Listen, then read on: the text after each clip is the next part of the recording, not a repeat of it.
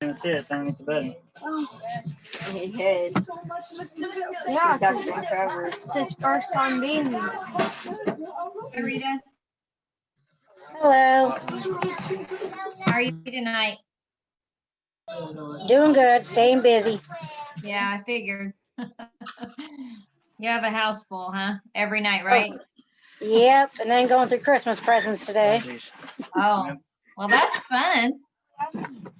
Yeah. Maybe just a few kids, but not all of them. Got too much wrapping to do.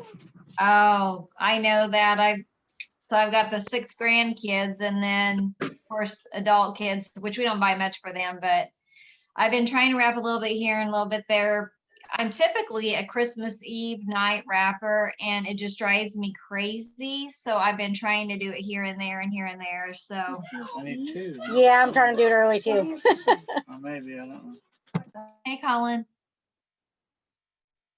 Hey, okay, so I tried to go through the drive-through on my way home from work tonight and didn't have my debit card. So I am cooking dinner and learning all at the same time. I promise I'll be done soon. That stinks, man, to have to forget your debit card. Oh, Yeah, I was like, oh my gosh. And of course, I've ordered my food. I'm now at the window, digging through my purse frantically trying to find it. I came up with like $4 and that was just not gonna work. But I didn't have enough time to get my debit card and pick up my daughter and get through a drive-through and get back. So I figured it's almost done. it is what it is. So it's fine. I'm just gonna make it work for tonight. Yeah, it's all Hi right. Rita, I miss you. Miss you too, Colin. Are you guys not in session right now? One of us is quarantined. I'm You not know, sick, but It unfortunately, happens. being the first person next to him. Have you been feeling okay? Energetic as always. Good answer.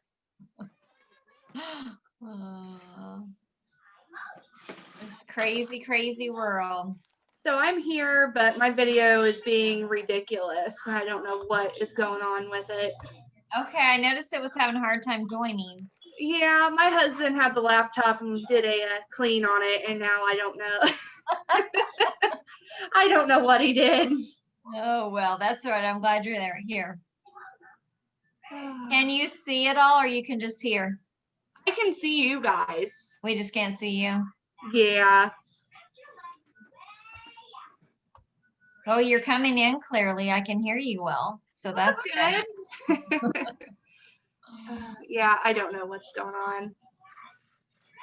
It's okay. There's been so many technical issues with so many things lately. It's probably on overload because everybody's working from home. Yeah, I can imagine so. I know not everybody is, but a lot more people are than, used to be. So. Hi, Savannah. Hey, Emily. Hello.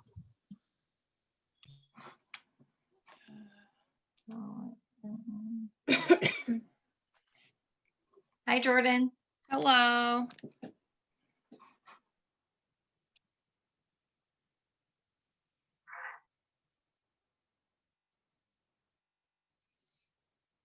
How are y'all tonight? You're here, right? It's Monday and it's getting close to the holidays. So listen, you get almost a month break after tonight. So yay.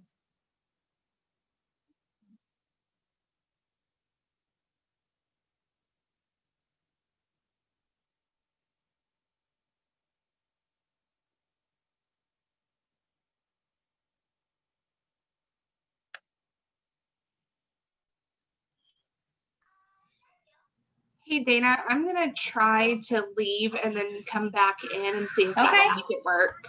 Okay. Okay.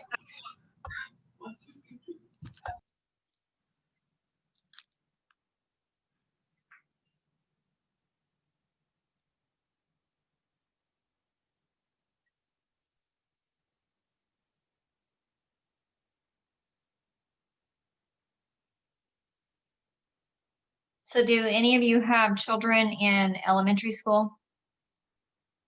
Rita, you would. Are they in session right now? Yep, still 4 days a week and then one online. Okay, good. I didn't know. I hadn't heard anything lately. Are they still planning to come back in person after the holiday? Do you know? So far, January 5th.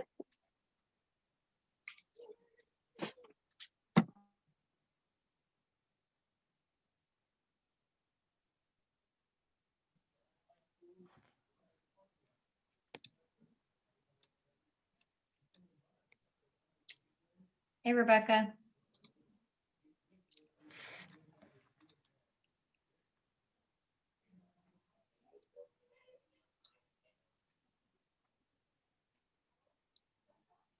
Still nothing. And I saw it connected quicker, so I thought maybe it was gonna work. No, I huh? just happened so. Well, at least like I said, we can hear you very clearly, so that's good.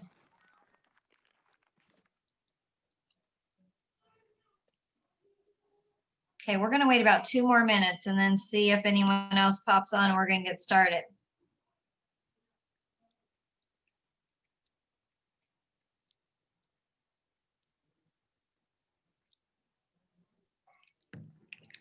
We might have a small class tonight. Not that it's ever that big. This was interesting this year to try it online. Last year, so I always lose some students just anyway, just because that just always happens. But last year, of course, it was in person, and we had 42 signed up at the beginning of the year. Yeah, and we ended up with, I don't know, between 25 and 30 finishing the class, which was really record year for us for the CDA, but I couldn't believe it when we had 42 in the class. I was like, and I was a little bit worried for this year virtual. I almost expected more people to sign up because of the convenience, but I think it was just too new. But I'm glad, because I was thinking 42 people on a virtual, I'm not sure about that.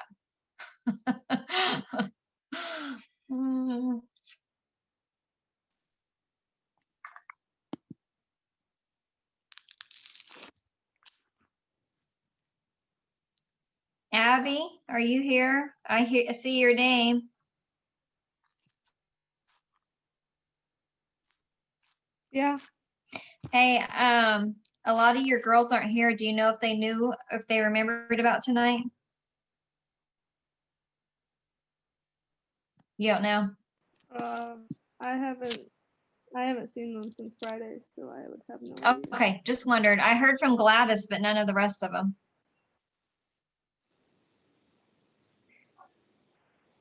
Okay, we're gonna go ahead and get started. So I thought we'd do just a little icebreaker tonight, just a little fun little thing again to help us get to know each other a little bit more. So we're gonna play this dice game. So I'm just gonna go around and I'll tell you who's in order, since you can't probably see the same order as what I see. And I'm gonna roll the dice for you, and depending on what dice, what number you get, then there's a question that coincides with it. Just a second. I'm trying to remember how I got one dice on here earlier.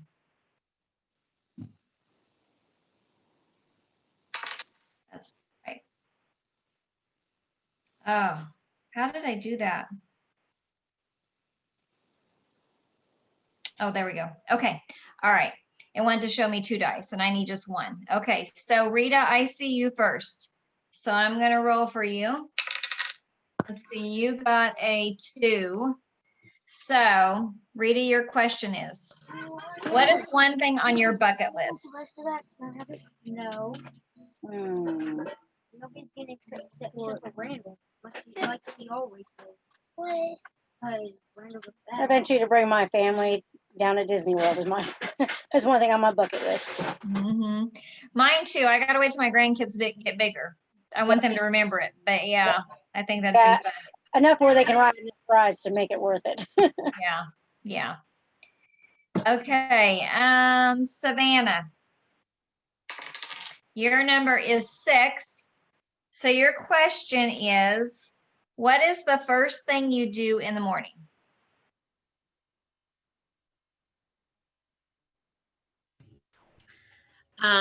Take a shower and brush my teeth. Good things to do. I didn't know. I'm waiting to see if someone says, but I expect someone to say, grab my phone. All right, Colin, you got a number 2 as well. What is one thing on your bucket list? I want to go on a hot air balloon ride. Oh, really? Not me. That looks so scary. I hate heights. I Do you just want to try it? do you like have a place you want to go to do it, or like? They have places in Kansas City, but they're like ungodly expensive, like $300 for a ride. So that put it on the bucket list. Yeah. I was in Colorado one year and they were doing it up in the mountains, and I thought, aren't we high enough already? Okay, Emily, you have number 5, and your question is, what is the strangest thing you've ever eaten?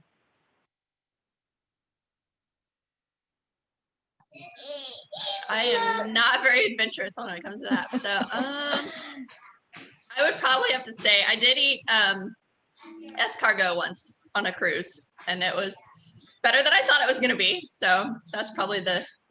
Was it like slimy or hard or? It was like just kind of soft. It was salty, but it was. Yeah, Okay. that's probably it. That's it. Okay, Jordan. Yours is number 2. That 2 likes to roll. What's one thing on your bucket list? I want to, there's this place in Michigan, it's called Mackinac Island, and it's my favorite place in the whole world. And I've been like 3 times in my life because we have family there, and I would like to take my children there at some point. But I also want them to be old enough to remember it because it's like one of my favorite childhood memories. So that is on my bucket list. That's on my bucket list because I've never been there. And it's the best ever. They don't allow cars on the island, so it's like just horses. That's what I heard. Beautiful, and the taffy's delicious. It's a wonderful place. I know who to call when I want to go, so I can find out all the good spots. I know some of them. I mean, I was like 12 the last time I went, so I don't know how much help I would be. But I really love it there. Yeah. Okay, Rebecca. Let's see if we can get something besides a 2. Oh, we got a 3. Okay, so the question for number 3 is, who is your favorite superhero and why?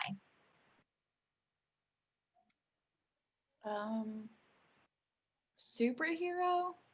Not really into like all of the like Marvel stuff, I guess. Like that's not really something that it's my go-to when I watch something, but that's okay.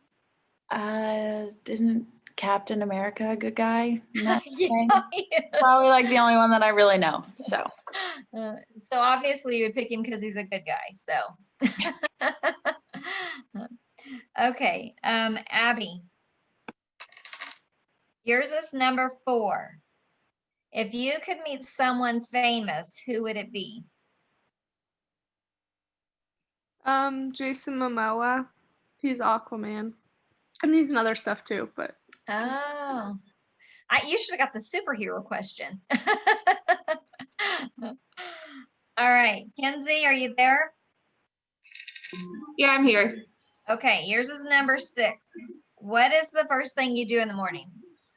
Well, since I'm on quarantine, I get up with my toddler. So, and usually we watch Paw Patrol for 2 hours. Oh, fun. Yeah. Yeah. But on a normal day, I get up and take a shower and then go to work. So how long are you on quarantine for? Till the 14th. Okay. Yeah. So I don't have COVID, but I was exposed to someone with it. So yeah. Tons of fun. I know. It's like we've all been there at some point, it seems like, at this point, but. Okay, Sierra, are you there? Yep, I'm here. Okay, Sierra, you got a number 5. What is the strangest thing you've ever eaten? So it's not like super, super strange, but my husband is a big deer hunter. And so I've ate a lot of deer. I tried it. I do not like it though. Like Oh, I you can don't like do it? beef jerky and like summer sausage, but like deer steak, I can't. It just, deer roast, I cannot get past the texture is different. I don't know. I don't Yeah. like it. I think it's an But acquired taste. yes, I would agree. I'm with Emily. I'm not very adventurous. I like beef and chicken mostly. So Nothing wrong with that. Nothing wrong with that. So I think the best meat that I have tried, have y'all ever had ground buffalo? It is so delicious. Every once in a while, Aldi's will get it in. And it's not cheap, girls, so it's kind of like you splurge on it for a nice meal. But I mean, I just make a hamburger out of it, and it is the most delicious hamburger I've ever had, buffalo meat. So bison, buffalo meat, either one. So keep that in mind if you ever want to try something they haven't tried that you probably will like. So, and it does not have that deer taste. Okay, well, we're going to get started. So tonight we're going to talk about creative development. I'm going to share my screen some of the time, but not all of the time. When I have my PowerPoint up, I don't, it's hard to feel like I'm interacting with y'all because I can't see you. So unless I need to show it to you, I'm probably just going to mostly talk with you. I have my home computer up here as well. So, all right, tonight we're talking about creative development, and our objectives are to create environments that promote creativity, to use creativity through daily interactions and experiences and how to do that, to promote the visual arts, to promote creativity through music, movement, and dance, and to promote creativity through dramatic play and storytelling. And then lastly, to promote creativity through small group time. And we're going to spend a good portion of our time talking about small group. Before we go on, I did want to remind you that there have been 2 assignments due. So competency statement 1 and competency statement 4 should have been turned in at this point. And then your next competency statement is not due until January 25th. And it is competency statement 5, as well as your resource collection 5. So competency statement 5 is on program management. And the next time we meet will be January 11th, and Leah Parker is going to talk about program management to y'all. And so then your paper will be due after that. Again, with your resource collection, for those of you who are able, it's perfectly fine if you want to share your resource collection at this point on, when we get to resource collection 3, you can't share 3 and you can't share 2. But you can share 4, 5, and 6. Okay, just a reminder. All right, so get back to creative. What does it mean to be creative? Well, it means that you can see things in a new way, that you can think outside the box, that you can think unconventionally, and you're not limited to the norm or even intended use for materials. I like this quote. So being creative is an attitude. It's not a skill. So my mom has always told me I am not creative. Not me, her. She says that about herself all the time, that she is not creative. And when she says that, she means that she doesn't have decorating skills. That's what she's talking about. That's how she identifies creativity. But she is actually a preschool teacher, and she is one of the most amazing creative preschool teachers I've ever seen. She can take activities and just make amazing activities for preschoolers. So she doesn't really define creativity in a correct way. So it is an attitude. It is not a skill. And so in order for children and all people to be creative, we need to feel that it's okay to take risks and make mistakes. And that's why people have a hard time being creative, because they're afraid to take risks, because they're afraid to make mistakes. I know people that won't let other people in their house because they think they can't decorate, but the truth is they're just afraid to take the risk and try, So Thomas Edison said, "I have not failed. I have just found 10,000 ways that didn't work." And I really, really like that quote so much. It's so true. 10,000 ways that didn't work rather than failing. So your job as an early childhood educator is to discover and nurture the creativity in every child in your care so that they can grow to be creative problem solvers. So I don't know if you've thought about this before, but creativity is very much linked to problem solving. If you think back to when you were a child and how you learned things, I remember learning a lot of things, a lot of problem solving on my own. It happened outside a lot because when I grew up in a time when it was safe to send your children outside in the neighborhood to play with the neighborhood friends, the neighborhood kids. And we didn't run in and tell mom every time we got a boo-boo or every time we got in a fight. We worked it out amongst ourselves and we solved a lot of problems. You know, we found things to do. I'd come inside in the summer and mom say, "Get back outside." And we were so creative. I mean, like we built clubhouses out of crazy materials, outside, inside. I had two brothers, so we built roads all the time and towns in the dirt and the sand. You know, we created mud pies. I remember one time in our basement, we had this old stuffed rocking horse and we took rope and we hung it up over the rafters and we made us a rocking thing. I mean, we did all kinds of problem solving because we were allowed to be creative, and honestly, we're kind of forced to, you know. But then you might think about I even think about when my children were raised. So the neighborhood was still pretty safe and they got to go a lot, but it was a little bit more, had a little more of a tight rein on my boys than my mom had on me, just because things were changing. And so if you think about if you were raised in a home where you're told exactly what to do and how to do it and when to do it, and this is the right way and this is the wrong way, it really can really stunt your problem solving, you know, and obviously your creativity. And so we want to make sure that we're providing opportunities for our children that we care for to have this creativity. So we live in a world today that it's a lot different, right? Even than when you were raised. We hear all this stuff about sex trafficking.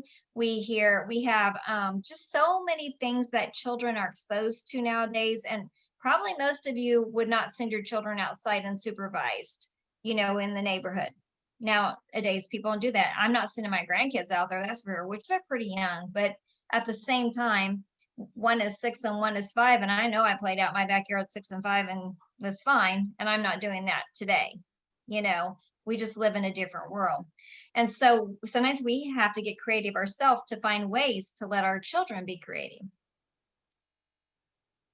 So when you're setting up your learning environment, you want to set it up in a way that supports and encourages creativity.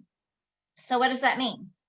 Well, that means that children should know that they are free to be themselves, take risks, and stretch their minds and ideas in your setting. So think for a minute about this. Where is your paint? Or do you even have paint out? Now, if you're in an infant room, I would not expect you to have paint out.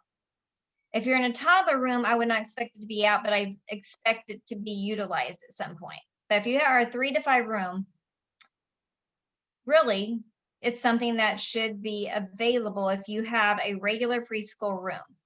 So do you have it out? How is it set up? Is it accessible to the children?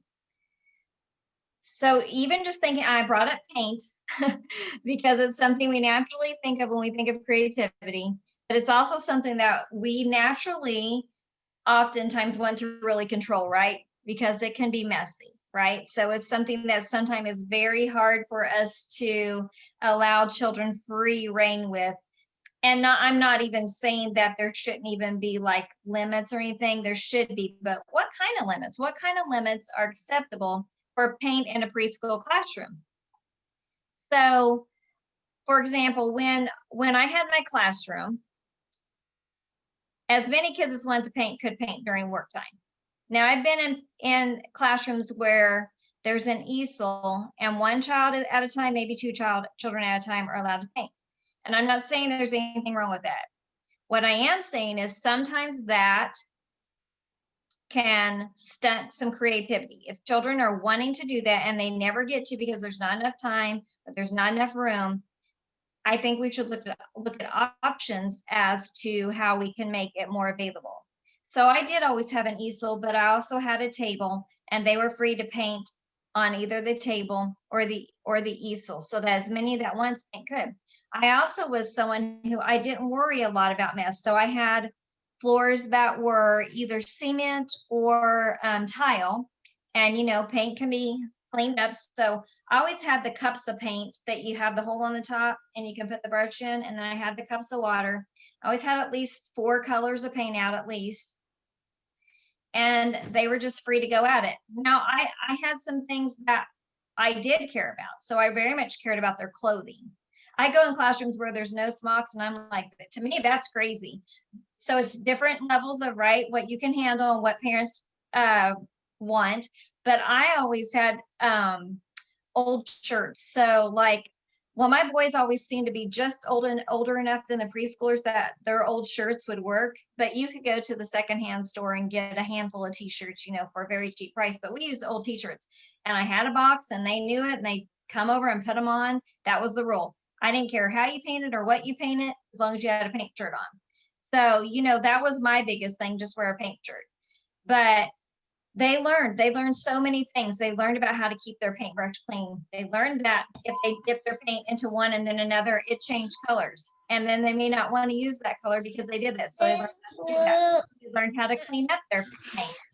They learned, if they made a mess, I had them clean it up.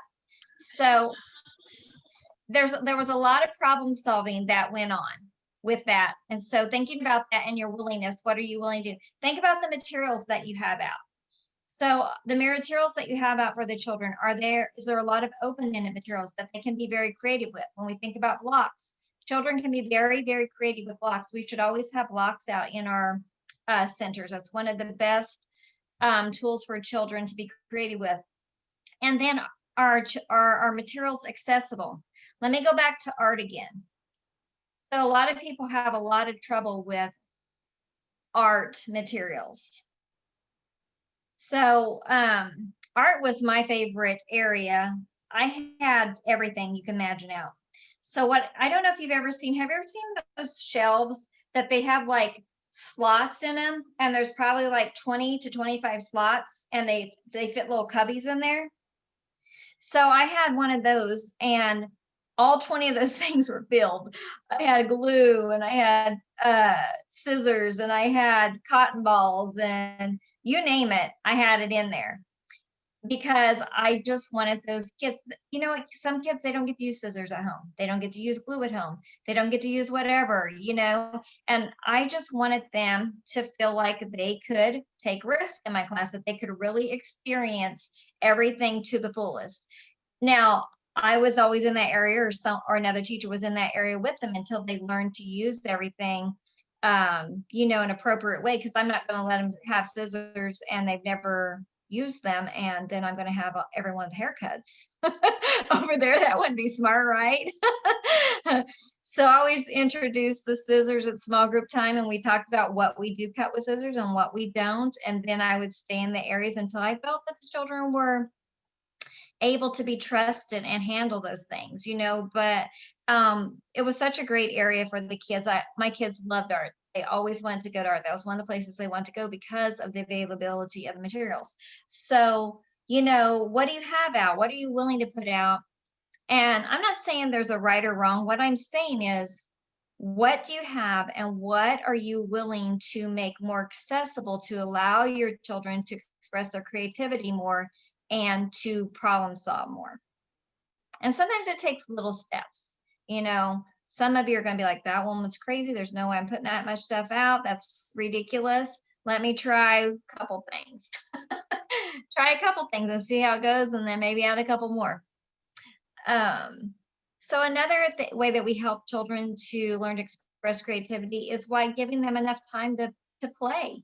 When they're in their centers, best practice says that children should have at least 45 minutes in their centers. And that's not counting cleanup. That's not counting their planning. If you do the planning of where they're going to go, that's counting actual play. It takes 3 to 5 year olds at least 20 minutes usually to get truly engaged in their play. And then you want them to have time to play it out and to add to that. And even 0 to 3 year olds. So that's a long time, it seems like, when they're 0 to 3, but we're working on attention spans and we're working on their interest, and we're working on so many things at that time, not just creativity. There's a lot of skills that are going on. And so if we're down there with them and involved in those things with them, we can see where they're working and what we need to scaffold for them. So, children should be allowed to explore. Infants should be allowed to mouth materials. That's how they explore. Children should be allowed to get messy. So let me tell you, I didn't really become this open-minded teacher for quite a few years. So I really didn't even become a preschool teacher until my youngest son went to kindergarten. After he went to kindergarten is when I decided to go and work. And so I had to learn so many things. And I really was one of those moms that I was like, I picked out my kids' clothes for them, and we didn't touch scissors in our house or glue or anything like that. And I remember so clearly a couple years after becoming a teacher, and it was raining outside, and it wasn't lightning or anything, it was just raining. And my boys wanted to go outside and jump in the mud puddles. And I remember telling them no. And then I thought, why am I telling them no? There's no reason to tell them no. And I let them do that. And do you know, it's so funny. My youngest son, who is now, he's 30 this month. Just last year, he said to me, Mom, you remember that day that we went out and jumped in the mud puddles? Isn't that funny? That made such an impression on him. And so I learned slowly, but over time, how important those things are to children to experience and to enjoy. And that's one of my son's best memories. And I'm so thankful that I did, stop and think, why am I not letting, why does it matter if he's messy? Clothes wash, our bodies wash. And the same thing with the classroom. I do believe in respecting children's clothing. I always encouraged my parents to send their children in play clothes. I did, but we always had some, that they want their children to dress nice. So I just provided paint shirts because I still wanted those children to get the full experience, because I can guarantee you those children who come dressed like that, they don't get that experience at home. They don't. And so if you don't provide it for them, they're not going to get it. So you want to think about those things. And so children should be allowed to express themselves creatively various times throughout the day, including music, outside, meal times, group times, and center times. So let's talk for a minute about an infant toddler room. So remember, infants and toddlers explore using all of their senses. That's how they learn. They're in that sensory motor stage. They're learning everything through senses. And so we should always allow uninterrupted time to explore and become involved in activities. And we want to encourage that exploration. I always encourage infant toddler rooms to be set up in a way where there's safe climbing structures, even if it's like big pillows, maybe little pillows and big pillows. Or even if you have some rooms have those large climbing blocks, just put the pillows around them and make them safe for the children to explore. That's so important. And we want to create spaces where it's safe to be unconventional and incorporate a variety of sensory materials.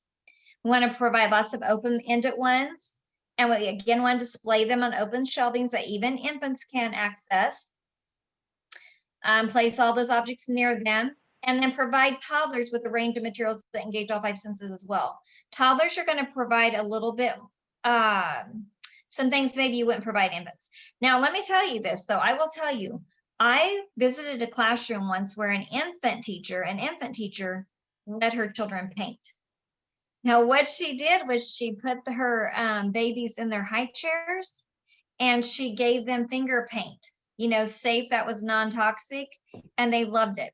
And then I've had other teachers be a little creative that they weren't ready for that, which I get that, I understand that. So they put paint into large Ziploc bags and they tape the Ziploc bags with gray tape on the tray of the high chair, and then the children just mix the colors around within the bag. And I thought that was really creative. And so that's just some different things you can do even in an infant room if you're an infant teacher. When you begin to teach toddlers, really that stuff should be made available to them. Now, I'm not saying you want to have it sitting out on a shelf for a 1-year-old or 2-year-old, but you want to provide those experiences for them.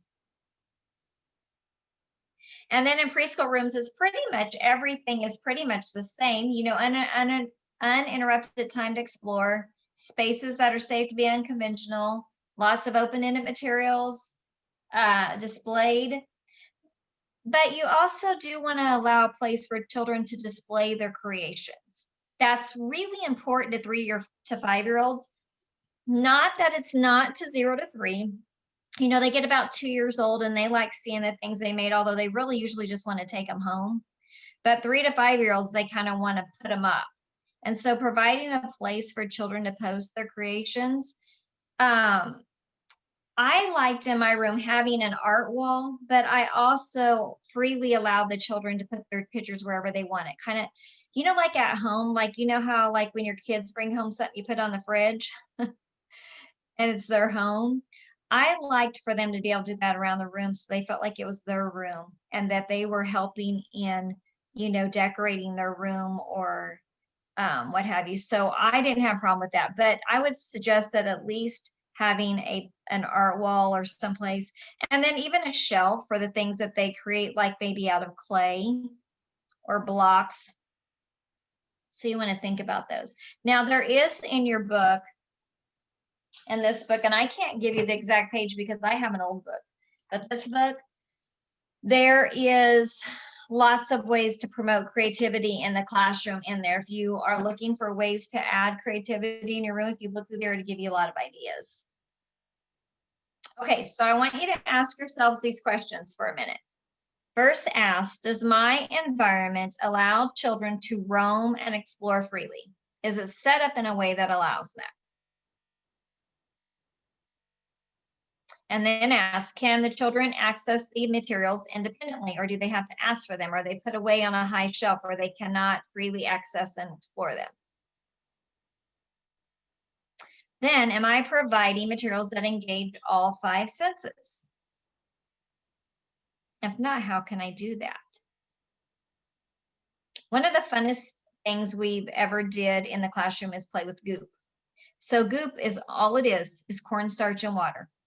And I usually just would pour the goop in the middle of the table. I would pour out cornstarch and then just slowly let the children add water until it was the right consistency. But the neat thing about it, when it gets to the right consistency, so it begins to like harden on the table, but the minute you pick it up, it melts. It's so weird, but it's so fun that kids will love it. And it's super easy cleanup. So I say super easy and what I mean by that is it doesn't stick to things. So like when it dries, like you can just brush it off and it sweeps up like flour.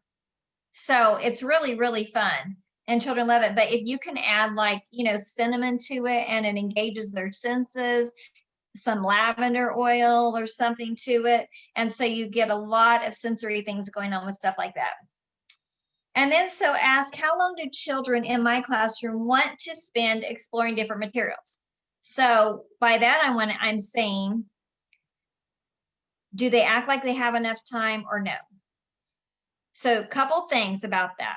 First of all, if it seems like it's too much time, then there's probably a couple things going on. If they're getting bored, then either the materials out are not engaging enough, or they don't know how to use them, or they need you there to help them learn how to play and engage. Now, if the time doesn't seem long enough, well, then that's pretty explanatory, right? That maybe we need to give them a little more time. Now, that being said, they can't play all day long. There's a routine, you know, and so, but just analyze that about your room.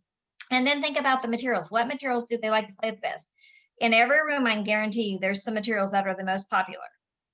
And so thinking about why they're the most popular and what other materials maybe you can bring into the room that would provide the same type of stimulation for the children. And where do they spend the most time engaging? And how can I support children to use materials in different ways?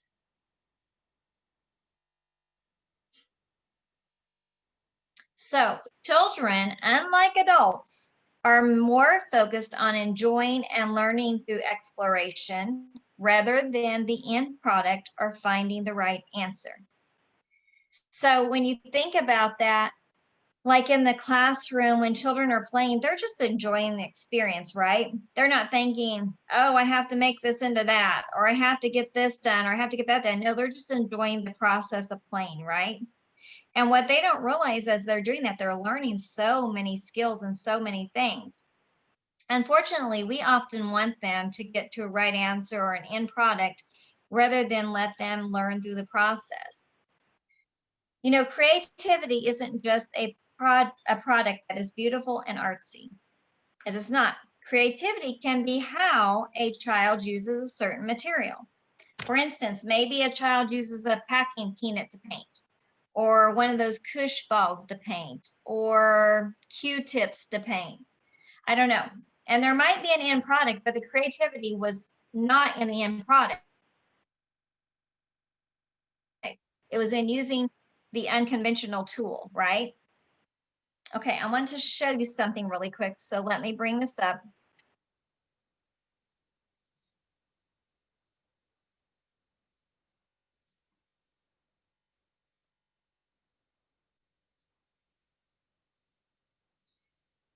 Okay, I'm going to show you these right here. So these activities right here. Now I can't see any of you. So if these are the types of things you have in your room, I want you to ask yourself for a minute. And let me say this too. There was a time when these were the only types of activities I had in my room. But I want you to ask, how much child creativity really went into these activities? How much of it was mostly the teacher doing the work, the teacher making the decisions, the teacher making the choices? And how much of it do you think was really the child? If you look at the snowmen, they're perfect. I look at those snowmen and I say, a teacher made that snowman. And they both only have 3 buttons. They both only have 1 nose and 2 eyes. The scarves are going just the right way. And I can picture in my mind what's going on. I can picture a teacher giving 1 stick and 3 buttons and 1 scarf and 1 hat to a teacher, child, and saying, oh no, that goes there. Oh no, that goes there. Oh, that's not right. We do it this way. With the turkey hand, basically, we all can see that the teacher's going to paint the hand. And what's the child really going to do? That's pretty much it. You know, even with this, the plate that had to have been made by the teacher. And who painted the hands? Who told the child there were only 2 eyes on a spider? Do you understand what I'm saying about the creativity piece? Those are all cute and they will make your classroom look adorable. But did the children really learn anything from those activities? Were they allowed to be creative in any way? And if not, how could they have been? What could have been changed? Does anyone want to express any ideas about that? Any thoughts, Colin?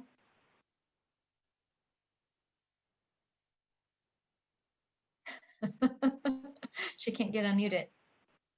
Sorry, I have grease on my hands.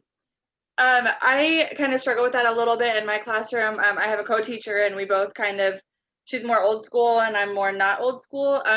So kind of our compromise was talking about things like that and then putting out examples like books that had spiders in them or pictures of turkeys and putting out the materials that we thought they would want to use and then kind of letting them go from there, but just having that basis of something to look off of instead of just giving them a pre-made example. We used other materials as examples.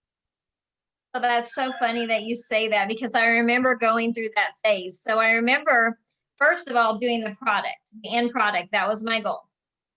Then I remember I couldn't quite let it go. So I had to put out pictures so they could kind of get it close. And then I started really learning about real learning and about how, what do I want them to learn? What do I really want them to learn? And then it really didn't matter how it looked. What mattered was what that child thought. And I stopped doing products, period. And I made them available to children in the art area if they wanted to do it. You know, like if the child came in and says to me, I really want to make a spider, I'm going to take them to the art area and I'm going to give them all the materials there are and let them decide how to put it together. But we never sat at the table and made spiders. We just didn't. We found so many different things, and I'm going to show you some different things, some different ways to teach your children about different things at the tables, because we're going to talk a lot about small group tonight. So, but I just want you to think about that, and I want you to know that when I first heard this years ago, I was like, I don't care what anybody says. I'm gonna keep doing what I'm gonna do, and you can do whatever you want. But I will tell you, your children will grow so much more when you stop doing products. Yes, Rebecca. Okay, so this past week, a teacher at the school that I sub for, she got COVID, so I taught first grade all last week, and then this week also. And one of the things that they were studying was a map, and it was like the teacher didn't really leave like a detailed lesson plan, but I knew that the idea that she was getting at was that she wanted a map like done, and she wanted the kids to draw.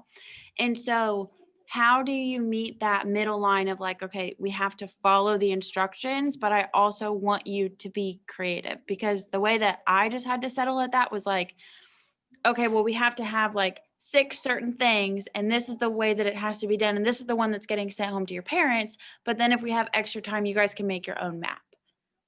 Well, I think that's a great solution, Rebecca. I do. Here's the unfortunate reality. When you get into elementary school, they do not really use active learning. It is very oftentimes very formatted, very end product. And the problem is they're trying to meet the requirements of the MAP test and different things, right? So they're teaching for that test is what they're doing, rather than teaching in the best way. And I'm not down on teachers. That's just unfortunately what they're required to do, because that is where the school districts are at. But yeah, so finding a way to bring that in there. I mean, I think that was a really great idea, Rebecca. We had a teacher last year, so that mapping is also a part of HighScope. So to show that children can map. The great thing about HighScope, we get to go about doing it any way we want to do it. So I had this teacher, she had the most fabulous idea. She told the children, she gave all the children paper, she gave them markers, pencils, all kinds of, tools they could use to create their map. But this is what she said. I want you to create a map from school to home. And I want you to think about everything you see between school and home and draw it. It was amazing what those 4- and 5-year-olds did. And so I think that what you did was great. You set the standards, but then you let them do their own. I think that's, there's only so much you can do, especially when you're in like a school district where they're saying this is the expectation and you are required to do that. And of course you want to continue to be used, right? So you're going to follow through with the teacher's plans. But I think that was a good alternative. So, Yeah. But one thing is that like, I do think that like the following direction part is important. And I feel like when you're in like I know at Mega, like I mainly sub in like preschool and pre-K. And I think those are like the early steps where you learn like to follow the instructions. Like I give you 3 tasks and we do this and then we do this and then we do this. So how are you able to like incorporate those beginning steps, but also let them just do whatever? Like when. Yes, I see what you're saying. And those are very important. Yes, they are. So I use that usually through instructional time, not usually through projects, because during projects, my goal during projects is not that you follow instructions. Usually my goal during projects is the creativity. Now, my goal at departure time and arrival time is that you follow the instructions to prepare for the day or to end for the day. So at that time, yes. So what I typically would do is I actually have a visual sign when the children come in. Here's the first thing you do. Here's the second thing you do. Here's the third thing you do. So I give children a lot of visuals that really helps cement them in their mind. And yes, they do have, and so they learn to follow those directions. Also, if we're transitioning, that's a great time to do following instructions.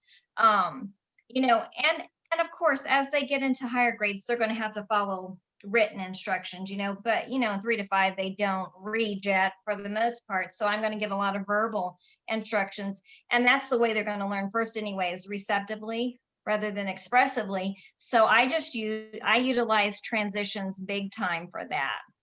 Okay, thank you. Yeah. Does that help a little bit? Yeah, I just Okay. was struggling at like, okay, like when is the time to be creative, but also when is the time to. So let me tell you this, so too, Rebecca, because so I also so I've been a teacher for a long time, right? Okay. So I had a lot to learn. And I remember when I first heard this and I was like, I am still going to make the hand turkeys and I am still going to make the snowmen. They're cute and it's traditional and I like to do it, right? Okay. So I said to my supervisor, I said this, and I know you weren't doing this, but this is what I did. I said, well, they're learning to follow instructions when I tell them to put the small snowball on top and the medium one in the middle and the bottom one on, and they're learning seriation. You know, I had all these really good pat answers but the truth of the matter is in my heart, it was not because I was really wanting to teach them that. It was because I wanted to make the snowman.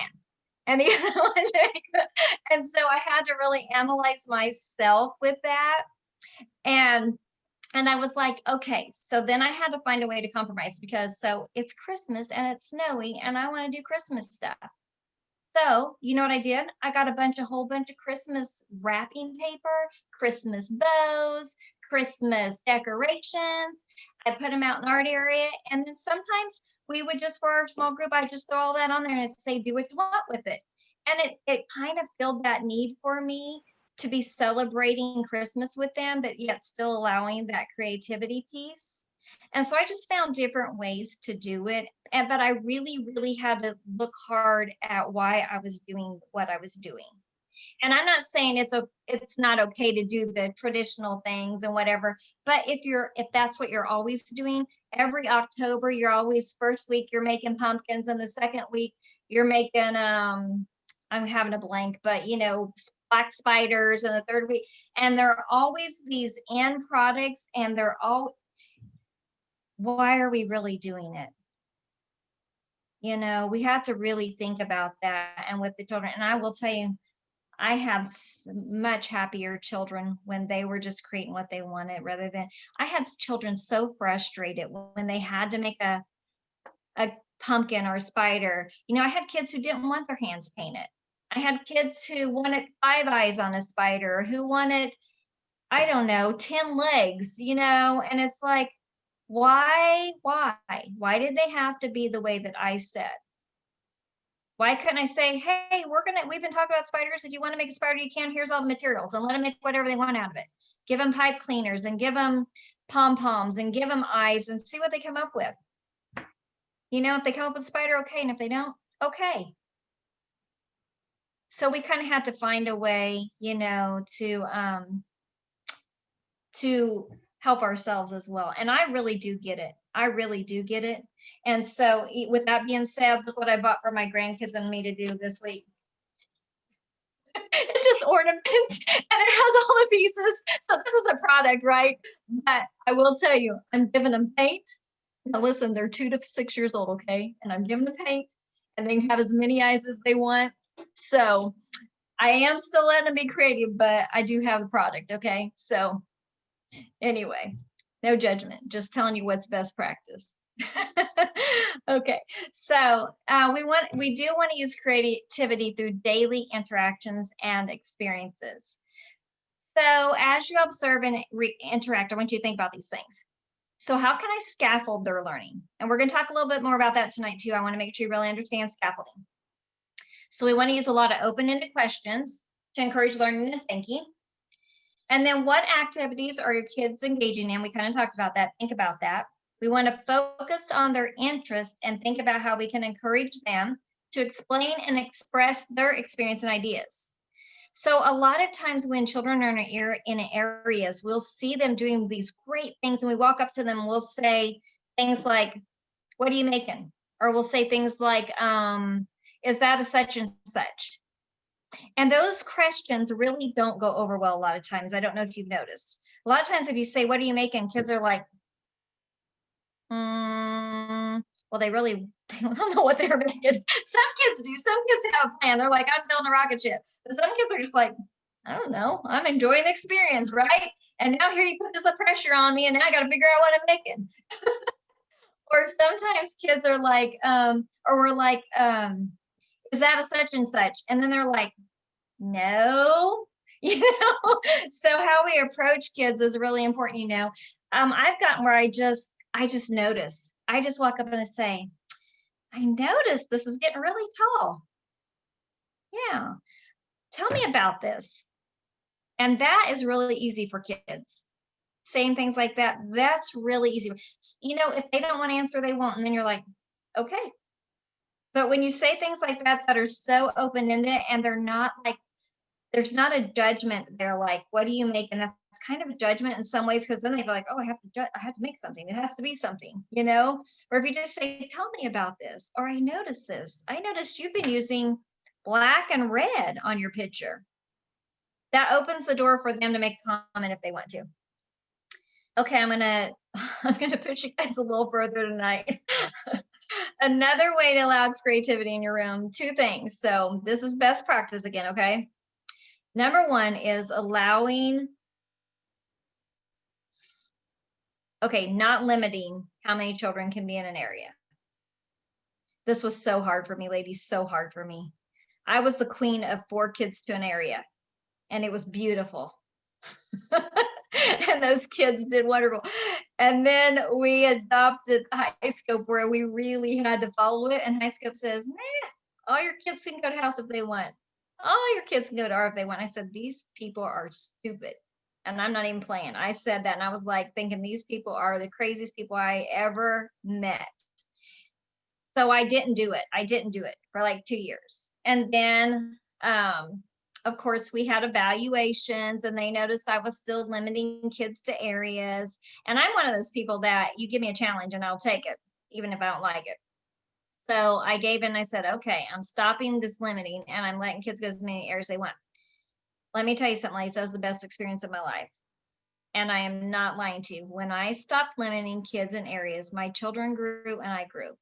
The one thing I had to be ready for was to deal with self-regulation. So what would happen at the first is, maybe too many would want to go to house and there was only so many baby dolls, right? So I had to be prepared to deal with the children who are going to be disappointed. But kids are smart. And you know what we would do? We would have conversations. You know what? We've already got 4 kids in house and there's 4 baby dolls and you're telling me you want to play baby dolls. You know what? You might have to wait when you get over there. And you know what they did on their own? I think I'll go play someplace else until they get done and then I'll go over there. Kids are smart. They can figure those things out. And if we let them, their problem-solving skills go like this. Where if I'm constantly saying, no, get back to your area. No, you can't do that. No, you have to stay there. Are they learning anything from that? And I'm constantly having to say that when I don't know if you experienced that, but I did. When they had to stay in an area, I was constantly saying, go back to your area, go back to your area, go back to your area. And then another thing I learned to do was let them move materials from area to area. That being said, that doesn't mean that I let them go to an area and dump and go to an area and dump and go to an area and dump or go to an area and bring every toy to one area for no purpose. But if it was purposeful, I absolutely did. If they were in the house area and they wanted cookies and they wanted to bring puzzle pieces over to use as their cookies, they're smart enough to know where those puzzle pieces go when it's cleanup time. I absolutely let that happen. And so I know that maybe some of you won't be ready for that. I wasn't, like I said, when I first heard about it, but I never would ever go back to limiting children once I did that. Okay, so we're going to talk about a few things. I was going to send you into breakout rooms, but I'm talking a lot and I'm not sure we're gonna get through it if I go to breakout rooms right now. So I do want to talk to you about a couple of things with creativity. So visual arts. We want to learn how to allow children to be creative with visual arts. So what's visual arts? Well, that's drawing, painting, sculpting, working with clay, creating collages, all of that type of thing is visual arts. The visual arts allow children to create something new, to be original, and fulfill their need to communicate their ideas and feelings. Now, I do want to just have some discussion about this. So I want to ask you, how do you support this in your classroom? And what kind of problems do you have with it? What kind of problems arise when you're trying to do things with visual arts? So again, drawing, painting, sculpting, working with clay, creating collages. First of all, how do you support it in your classroom? What do you do?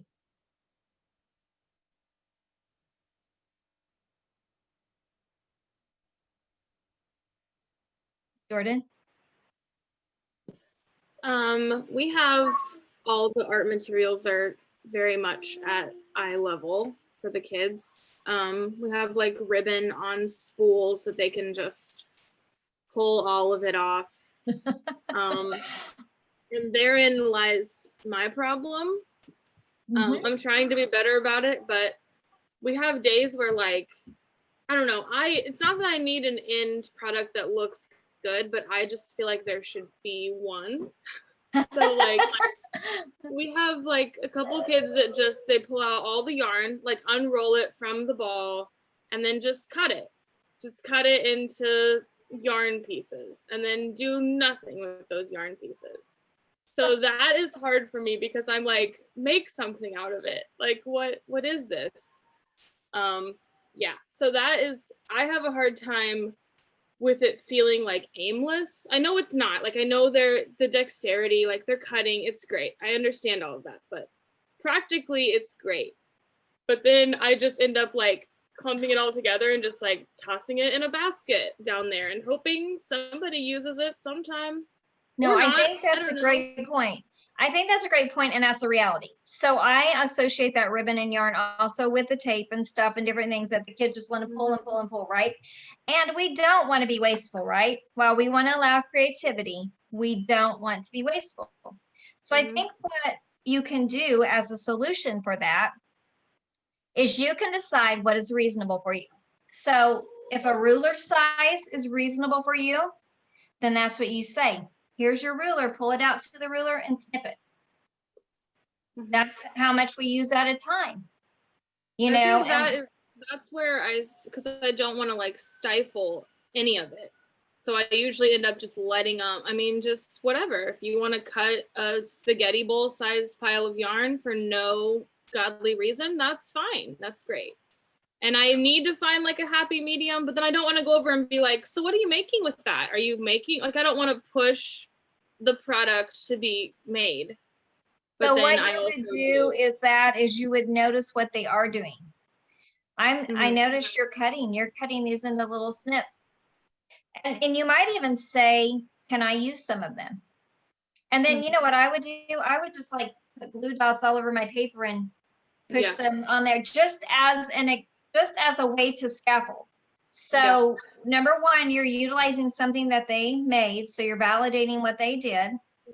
And then you're just kind of pushing it a little further. Okay, so now I'm going to use this and I'm going to glue it on something. You know, you're just giving them a little bit further. So if you're okay with them cutting as much as they can, then I would still say that's okay. Because probably what they're doing is they're just experiencing and they're enjoying the cutting process and the pulling process right now. Because you have three and just making like a giant pile. It's fun to make a giant pile of things. I always had that extra spare container too that all the scraps went into that I hoped that they would use, and at times they did. But you know, sometimes I would utilize as a small group. Like if we were making something, I'd get that scrap thing out and put it on the table and hope that they would use some of it. I think that's a great idea. I think that's a great idea to have that, you know, available that maybe they will utilize. And sometimes the second half of the year, the children seem to mature so much. So maybe you'll see them starting to use it in a different way. But, you know, I really would maybe say like, oh, I'm going to cut the piece the same length as this ruler. Maybe not setting it as a standard, Right. but as a scaffolding thing. You're not asking them to do it. You're saying, this is what I'm going to do. Yeah. And then they're noticing it for measurement, you know, and it may open up a different world for them. Yeah, that's a good idea. But that's a reality. Yes, that's an issue. Yes. Colin? I would use the phrase, what's your plan? I notice you're cutting blah, blah, blah. What's your plan? Just as kind of like an oh, hello, what are we going to do with this? Without, because I struggle with that too. It's just like this giant, massive cat's ball of craziness. And ours is so handy. You can literally hand over hand the whole entire roll. So when they're doing that, we do the tray and we do the scraps. And then what is your plan? So that kind of gets their brain thinking, oh my gosh, okay, I've got all this stuff. What am I going to do with it? And that for me was a bit of like an assessment too. Are they able to think beyond this, or are we really just at cutting and exploring what we're cutting and how we're cutting it and that kind of thing? Or are we ready to move on to, okay, what am I going to do with this? So Colin, do you guys do a pre-plan before they go to areas? Not necessarily. Some days, no. So that is very much, there yet. That's okay. That's very much a high scope piece. And that's exactly what it does, is it causes the children to, it works on their cognitive skills, and it causes them to understand they can make a plan and follow through with it. And so it is something that you might try. And then that, honestly, that is how we work in our classrooms. Our children make a pre-plan. We sit at the table and we say, where are you going to work today? And what are you going to do? And they plan it. And then what happens is when they go to, so, you know, I'll have a child say, oh, I'm going to go to Blocks and I'm going to build a house. And they get up and they walk over to the house area, right? And so, you know, I'll follow them and I'll say, you changed your plan. Remember, you planned to build with blocks in the block area. And so then at that point, it brings remembering. And then they can decide if they want to go back and do that plan or do a new plan. If they change it, I say, okay, so what are you going to do now? So I think that's a very good solution to that, Colin. But I do wonder if it would help you guys to make a pre-plan before they go. For my kids, some of them are able to do that, and some of them are delays in there, and it's just not even close to being ready. So I try to do it on more of an individual basis. I notice which kids I've talked to recently. So when we do get up to go, or whatever it is that we've done and we're transitioning to centers and now they're beginning to play, I just kind of know which kids I've talked to recently and which kids I haven't recently. And I go straight to those kids at the beginning of centers. I notice you're in the block area. What's your plan? How are we going to get started? So on a more individual level, I can kind of do it versus a whole group. No, that's great. That's great. I think that's a great idea. Anybody else have any other things they want to share about the visual arts? Okay, so then when we want to think about promoting creativity through music, movement, and dance. So singing, moving, and dancing allow children to express creativity in many ways. I think we all know that, right? I mean, you can watch any of those dance shows and the movement and creativity is amazing, right? And even children, infants, you can see that they have a natural rhythm in them. You turn on some music and children start to sway. Some children more than others. So music is a very simple way to offer creativity in the classroom. And really, hopefully you would have a time of music and movement daily on your schedule, just because it's such a great way for them to be creative. It also offers them a time of just community. You know, that's kind of what dancing is about, right? Being together, dancing, enjoying one another. And so, but it also exposes children to new vocabulary, to rhythms, to sounds, and to facial and creative expressions. Children learn a lot about facial expressions during times like that. You know, if you ever have those large group times where children are dancing, if you watch the children's faces, they're watching each other. And, you know, they're pretty soon they're all smiling, right? If one's smiling, they're all smiling, because what you're doing usually at that time is fun. And so they learn a lot about reading each other's faces at that time. So it's a great tool also in helping build empathy. And then dramatic play. So dramatic play is something we really want to foster in the classroom. Dramatic play cracks me up with kids. So many home scenes I've seen played out in the classroom. Things that parents would die if they knew their children were playing out in class. I'm sure my kids did that too, though, okay? But dramatic play, it helps children understand and experiment social roles. You know, when those kids come in and they play mom and dad and brother and sister and baby, they're experimenting with those social roles that they've observed. It gives them so many opportunities for acquiring social skills too with other, because you know, you and I both know during work time, that's when most of the arguments happen, right? So-and-so has my toy, or they took my toy, or I want to do that, or blah, blah, blah, blah. So at that time, they're learning a lot of self-regulation and problem solving, which they need a lot of our help with that still. And then allows them to learn to consider others' needs. My computer just, and then appreciate different values and perspectives, because they're going to hear a lot of different values and perspectives when they're playing. You can have two families that live in the same neighborhood, of the same race, of the same religion, and you put their kids together and they're still going to fuss and fight because they do things differently, right? Every family's different. So all these values come out and children are learning about them. You'll see this start around the 18 months old. Children begin to engage in symbolic play. So is there any, so tell me about your classrooms, how you encourage this. Now, I know that you do it through the house area or whatever area you call that. So tell me some interesting materials you might put in there, but tell me how else you do it besides in your house area.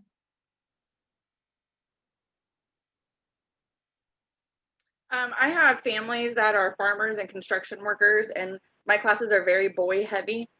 So we do a lot of construction work. We do a lot of building cages for the animals and that kind of pretend dramatic play too. They don't necessarily play it out as detailed as they do in the house area, but they are planning, okay, I need a cage for my horses, and then they make that part bigger than they do the other part. So there's kind of almost more pieces that play into it, but the block area is a big one in our classroom. Yeah, that's great. What else?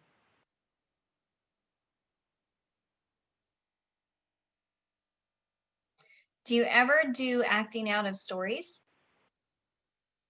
Nursery rhymes, or, you know, Three Billy Goats Gruff? Children love those things. Children absolutely love to do those types of things. So that's a great way that you can do it. With like my 2-year-olds, we do a lot of finger play. Oh, yeah. So they just use like little finger play puppets, and they put them on their fingers, and they'll make the noise like we do Old MacDonald's Farm. And as soon as they hear the animal's name, they'll make the sound of the animal and be like, oh, this is a sheep, or this is a horse. Uh-huh. So we try to encourage it with them when we do that, or like you said, in the house area or block areas, like Colin said. My boys love to build ramps with little triangle blocks that I have, and we build barns, we build towers, we build car tracks. And do your kids pretend to be cats a lot? Or Sometimes. Oh, yeah. 2-year-olds are so notorious for that. They're the cats and the dogs. Yeah. Okay. All right. So we want to offer a lot of open-ended activities and materials. And when they're in work time, instead of directing their play, we really want to scaffold it. So here's where I want to talk about scaffolding for a few minutes. Hopefully some of you were able to access the papers that I posted on Edmodo. So there's 4 steps to scaffolding. And I just really want to make sure that you understand scaffolding. So with scaffolding, the first step is that you would identify a content area. So if you go over to block and the boys are building the cages, you're going to think, okay, what materials are they using and what's happening here? You know, so you're going to think about that.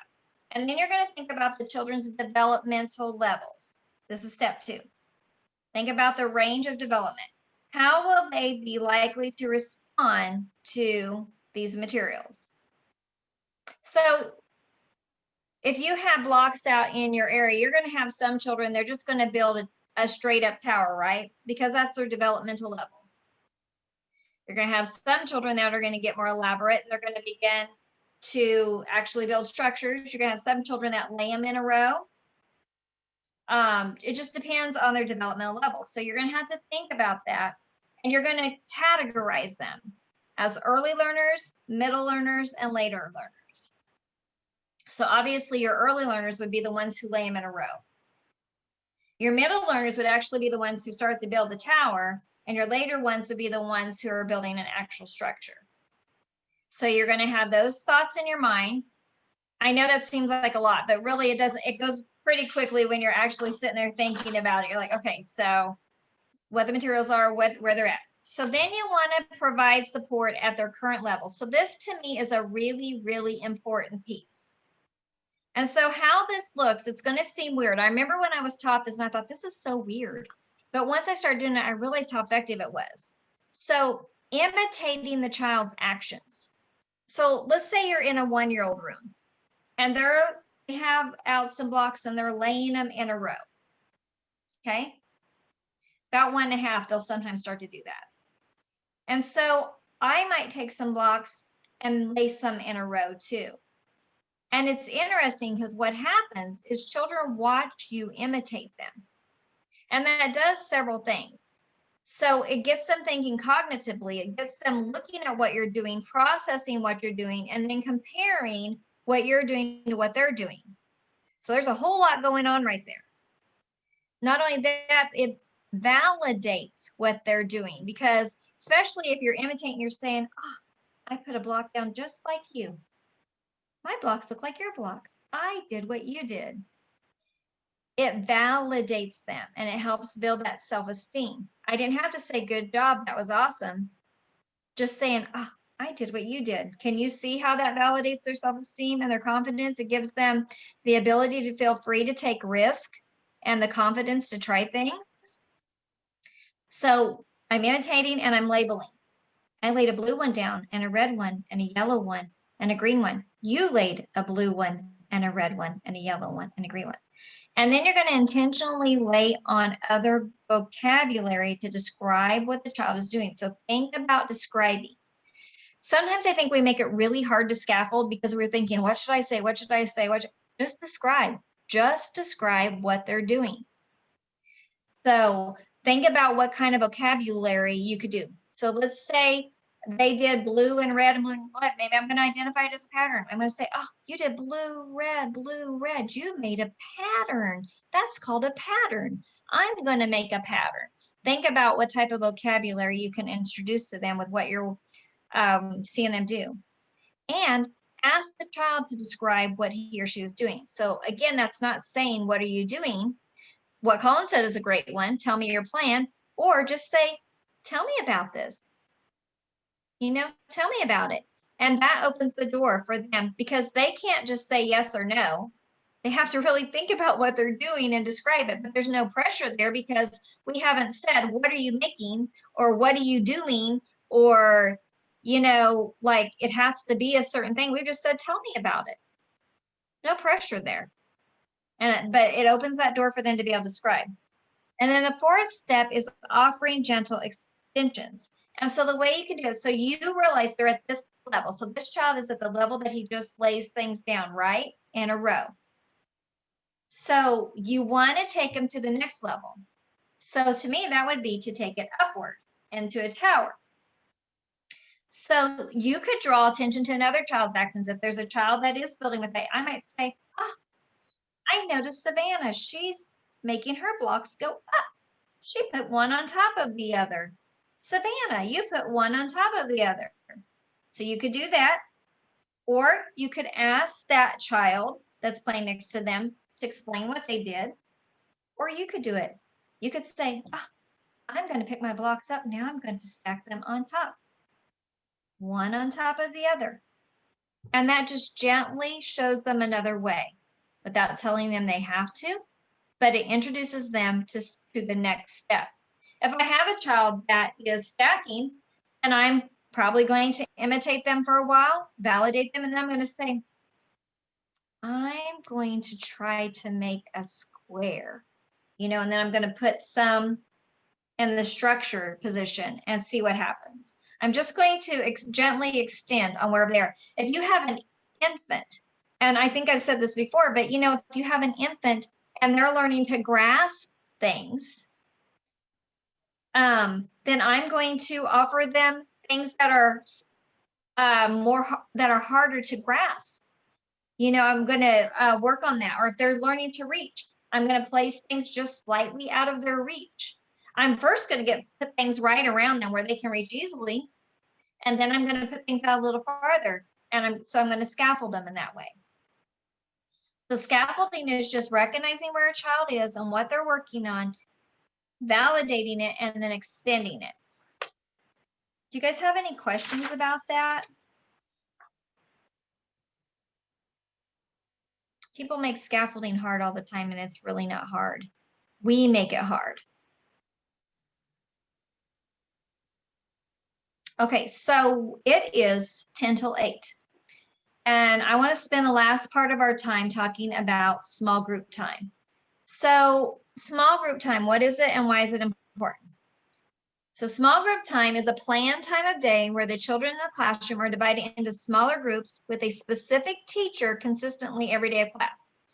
Now, obviously, you can only do this if you have 2 teachers in the room, as far as having small groups with each one having a teacher. If you have 1 teacher in the room and maybe you have a group of 8 or 10, then you would take a small group while the others are in work time, and then you would switch them out so that they both have that small group time. So why is it important? Well, it allows for more individual attention for each child, and it sets up a time to work on specific skills, again, allowing the teacher time to scaffold very intentionally. So it's a very, very purposeful time, and really and truly, it's nice because the children get more individual attention. So the way that you create small groups, yes, Colin, did you have your hand up? Okay, all right. Wait, I did, but I think you're getting ready to answer it. Okay, if not, ask. So you divide the classroom into as many groups as there are teachers. Like I said, if you have 2 teachers, you would want 2 small groups.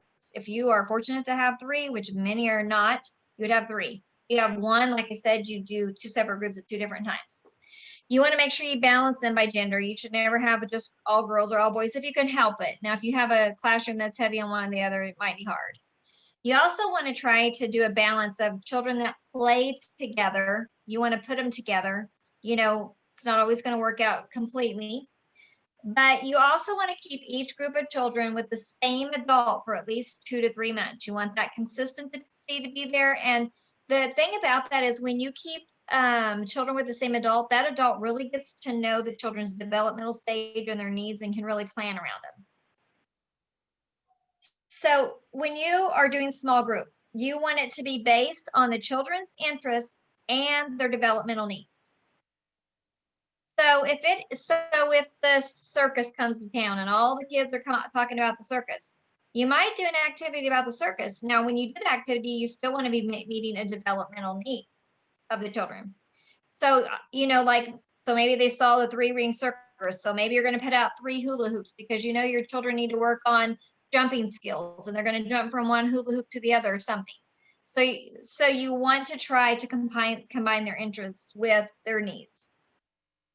And best practice, you would always use active learning. So I've talked about this a couple times, but it's really hard to remember it all. You always want to have materials, manipulation of the materials, choice for the child, child language and thought, ability for them to express what they're doing, and then adult scaffolding, which we've talked about. So small group time should have a beginning, middle, and end. Beginning being where you introduce the materials. It might be that you introduce them and say, we've all been going to the circus this week, and I thought we'd do something good fun about the circus, you know? Or it might be, I noticed everyone's been playing with these tools in the block area this week, and so I thought we'd do something with these tools. You know, you're going to introduce it in some way. The middle part is the actual activity, and then the ending is how you bring it to a close. So it's always going to be planned with a purpose, yet open-ended.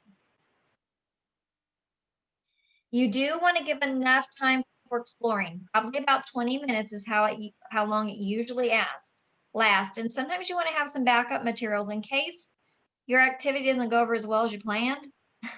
You kind of want to have that available.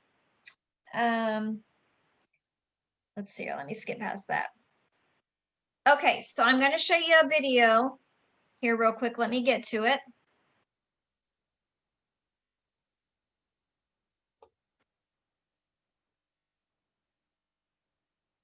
Rid of that.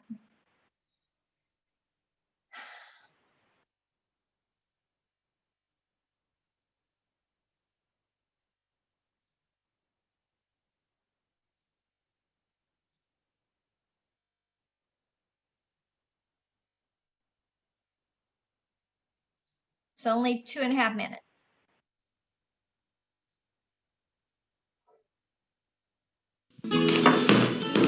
Small group time is a segment of the daily routine in which a group of 5 to 10 children meet with an adult at a consistent time and place to work with materials selected by the adult. During small group time, children experiment. Look, Elliot, if you're... Explore. Create.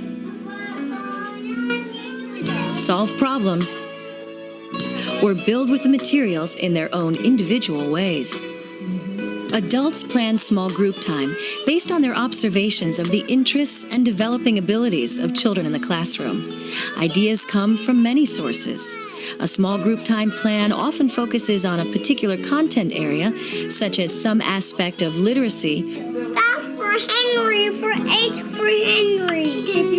Or number abilities. I want 11 Small group times may also tie into pretend play themes that are popular with children, such as birthdays, pets, or fantasy characters, or around art or building materials that children enjoy using. You know what I am going to do? I'm going to put these in the toy area this afternoon at the next work time. If you want... Small group time is also a good time to introduce new materials that will be available in the classroom or to bring in materials tied to a community activity or seasonal theme.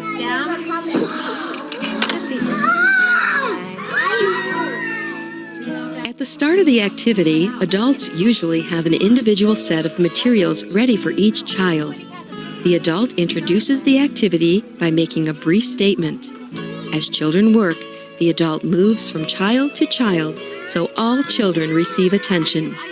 The adult observes, listens to, and imitates the way children play and use language, and looks for ways to support children in pursuing their ideas.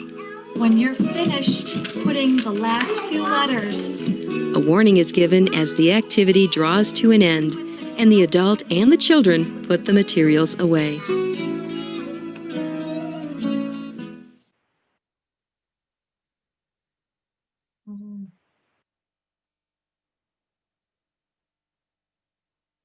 Okay, so that video showed several different types of activities for small group. So what did you notice about that, about those activities?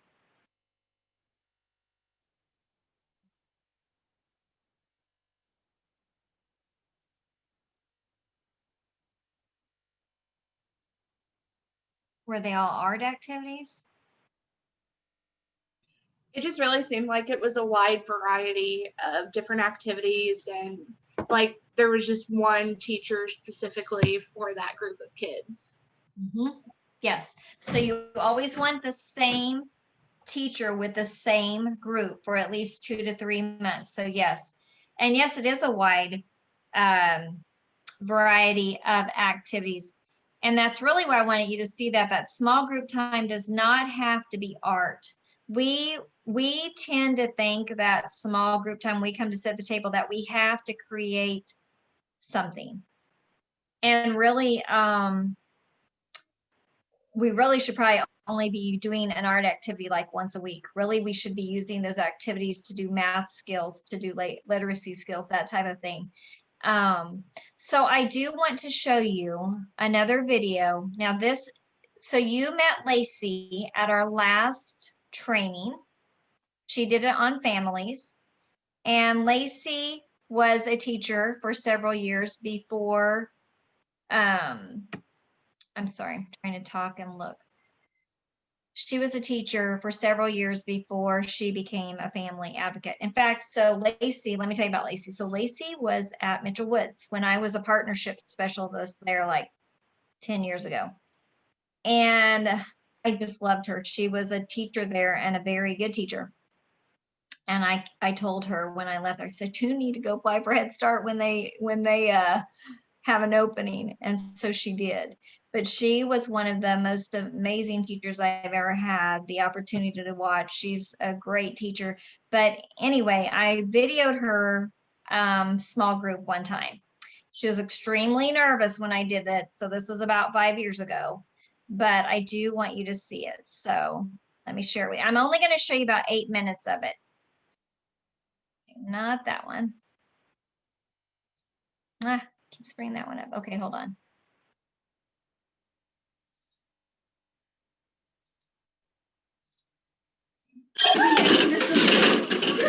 It will be blurry for about 25 seconds and then it clears up.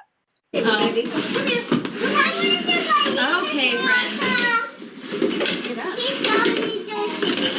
Yes, at the table. There you go. I'm gonna set those right here for you.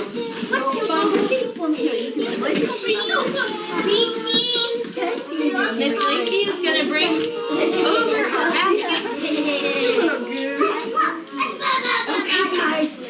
There, I know, there are marshmallows.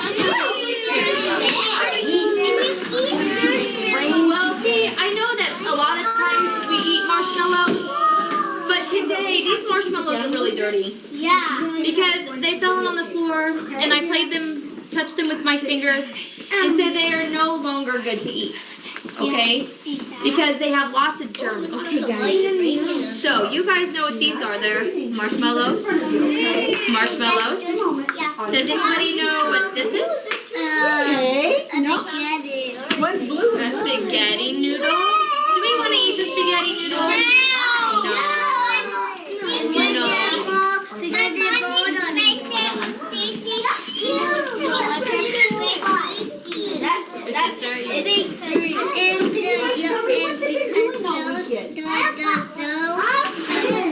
They fell on the floor and they're not cooked. Does anybody know what these are? Do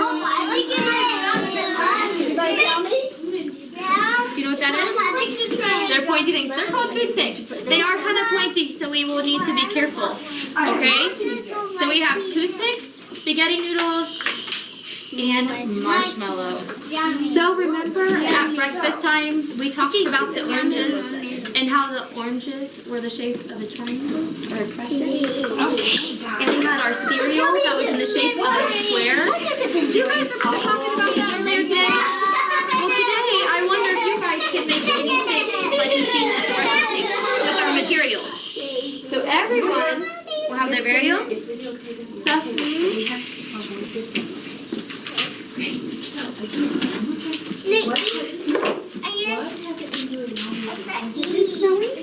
Remember, we do not want to eat it.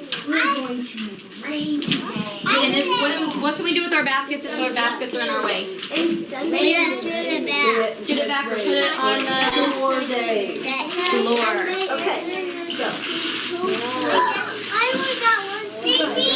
Oh no, Miss Rhea, you only have one marshmallow? What do you notice about your other friends?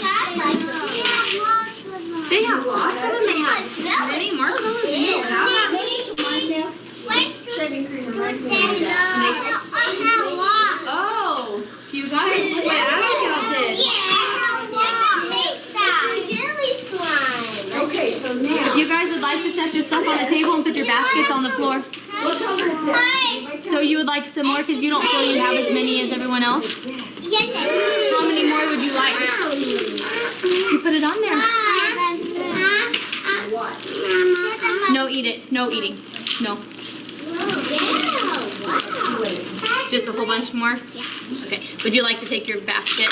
If you guys want to grab your stuff out of your basket and set them on the ground, that way you have more room.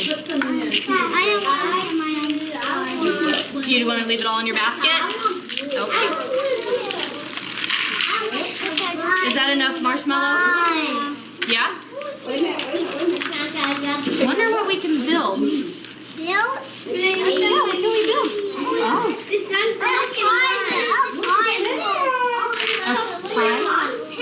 Oh, yours broke off. What are we gonna do with it?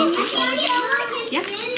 It is. I'm working 1, 2, 3 spaghettis with the marshmallows. What's that doing? Is that it? A popsicle? You made a popsicle with yours? You did it. You put the marshmallow on there. There you go. You made all this one as well? Blue and green mix. Look at this. You get my paper, guys. This one. Use yours to fit, Zane. Hold on, let me grab my paper. Zane's putting all of his marshmallows on one spaghetti noodle. Okay, so what is Has many. It's right. I see 1, 2, 3 marshmallows on your spaghetti noodle. That's mine. So does yours? Well, you have one on each. So you have 1, 2, 3, 4, 5 in your spaghetti. No. And another one. Oh, we have 6. Now look at mine. Did you use the marshmallows to keep your spaghetti noodle together? Yeah. Did it work? It did work, didn't it? You would like to take them home? Miss Lacey doesn't mind if you want to take them home as long as it's okay with your mom and dad. Right? Yeah. Oh, Mia, you moved your basket out off the table so you have more room, huh? Yeah. Yours looks like. Let me see. Oh my goodness. How are they all staying up like that? Look at that. I put 2 on the bottom. You put 2 on the bottom, and then you put 3 on top, and you covered the whole. Did you use your toothpick or your spaghetti noodle? Toothpick?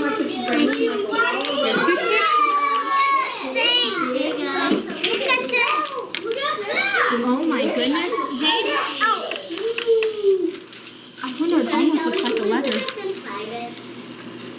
What did you make? Tell me about it. It's a blaster. It's a blaster? What? Like a rocket ship blaster? Yeah. Yeah. Oh, I see. Serenity's smelling it. Was you smelling your marshmallow? Yeah? What does it smell like? It smells? Mmm. I can eat some. I know, but they are very yucky. You smell yours? What do you smell? Does it smell good or bad? Good? You like the smell? You have 2 of them on there. It has big long legs. Hey, look. I made a popsicle. You made a popsicle? A yummy popsicle? What are we going to do with all these, Abigail? I want to burn them. I'm going to burn them. You're going to burn it? Oh, you're pretending that there's a fire. Yeah. I want the fire to cook it. I have a fire. There's fire. Let's see. You hold that one too? Does anybody else want to build a fire like Zane did? Yes. That reminds me of the ocean. Okay, so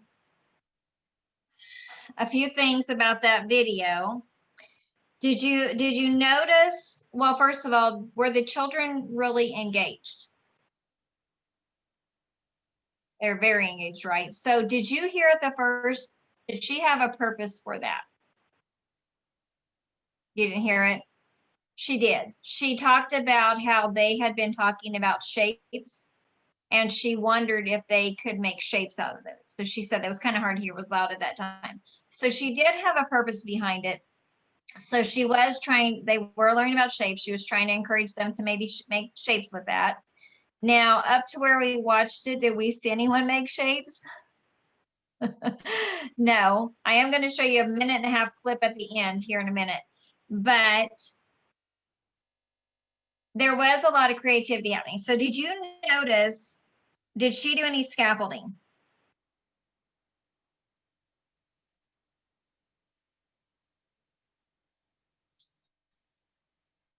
Did anyone notice anything she might have done to scaffold? So a couple things, like she said, I wonder what we can build. She tried to encourage them to build. Did you notice she validated everything they did? Everything they said, she repeated. And she counted with them. She said what they said. She said, tell me about it. So she was trying very hard to scaffold them. Now, that may have looked like a pointless activity, but I took our assessment tool that we use and kind of looked over the different skills she would be learning. And I came up with 1, 2, 3, 4, 5, 6, 7, 8, 9, 10, 11, 12 skills the children were working on. Taking initiative, making choices, problem solving, self-help, fine motor, vocabulary, exploring, one-to-one correspondence, numbers, pretending, just to name most of them. So, but let me show you the end really quick, okay? Let me show you the end. It's only a minute and a half.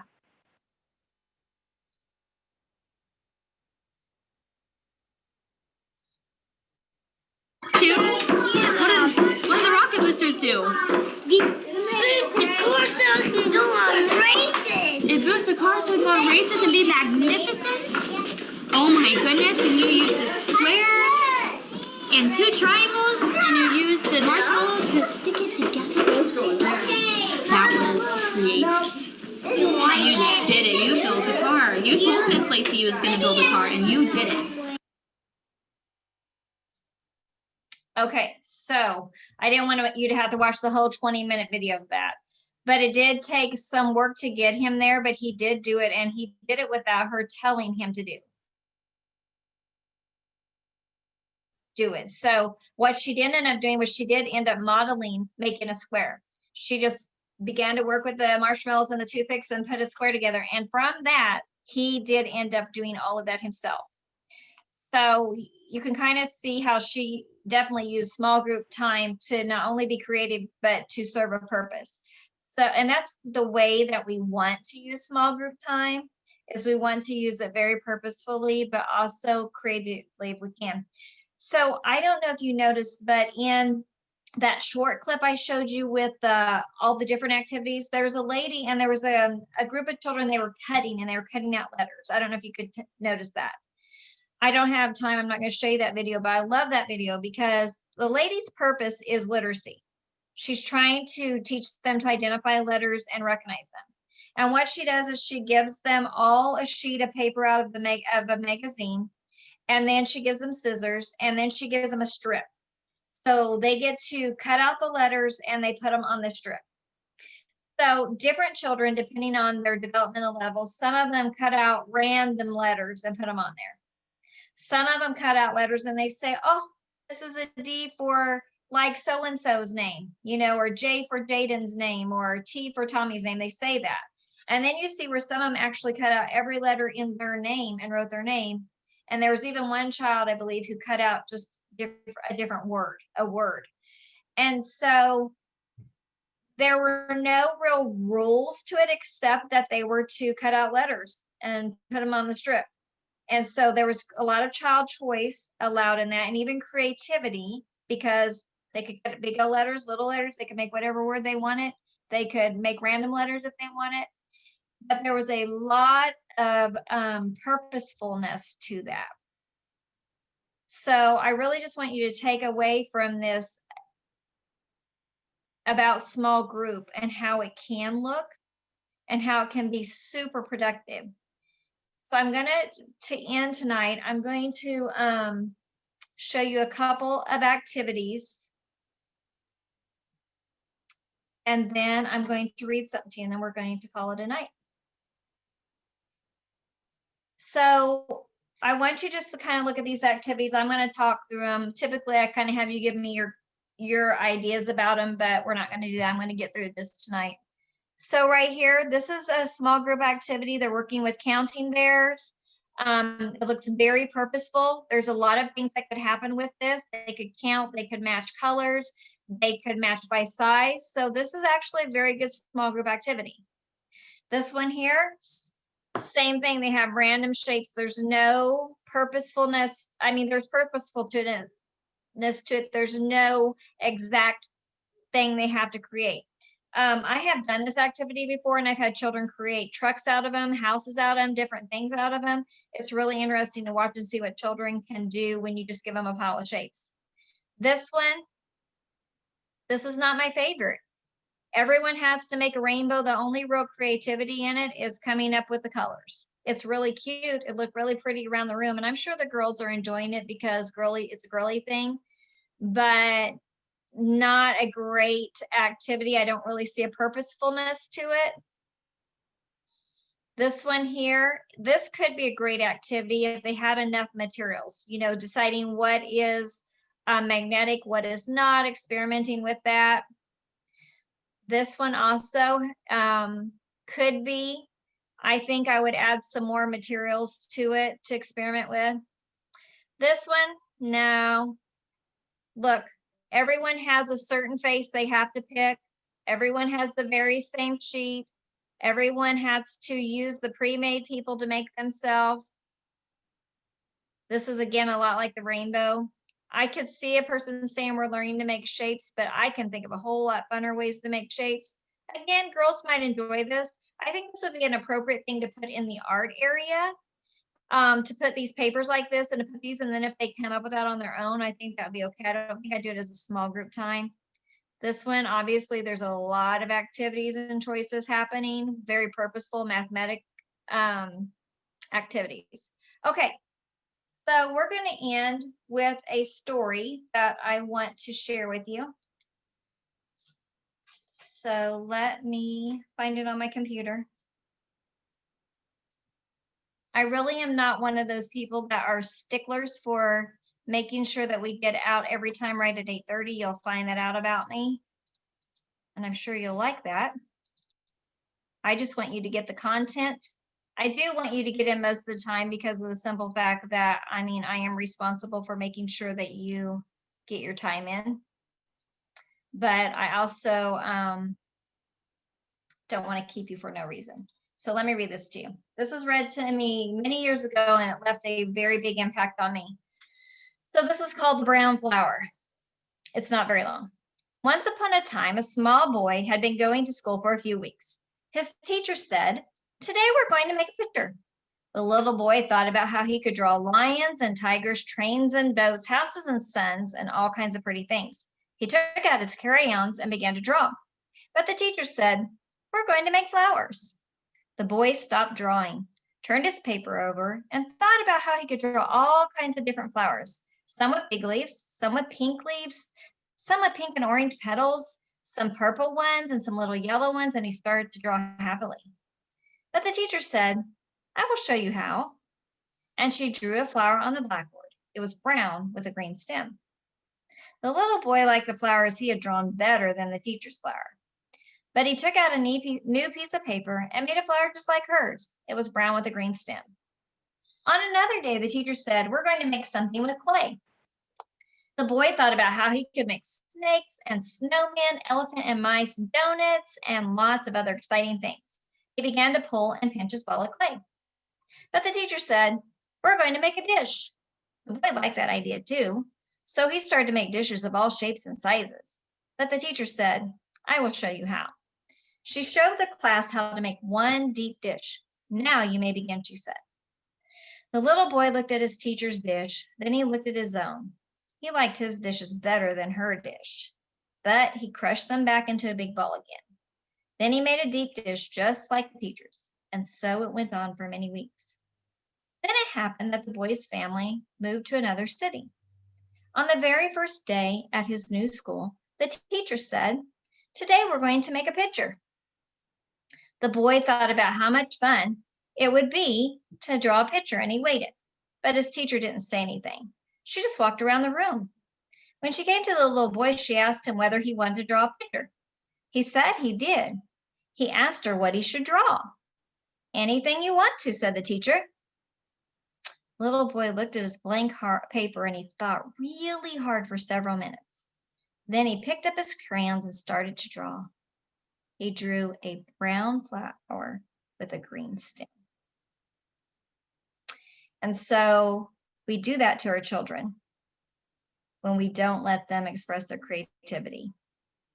And so I just want to encourage you to think about that. Think about how you can allow children to be more expressive, what you're willing to allow them to do. You know, we want our children to grow up to be these problem solvers and, you know, free thinkers, independent thinkers. So just think about that. And I will not see y'all until the 11th. And so everybody have a Merry Christmas. If you need anything, you can get a hold of me through Edmodo or email. Jordan, do you have a question? Do we need to put our numbers in the chat or no? You know what? I've marked you as here, so it's going to be fine. I appreciate that question. Bobby does that on her end when she does it. So make sure that you're doing it for her. At this point, I haven't been asked to show proof of that through Missouri Workshop. And so I'm not too worried about it. If it makes you feel better, you can put it in there, but I am going to put you in and give you credit. So I think it'll be okay. Cool. All right. Have a great holiday.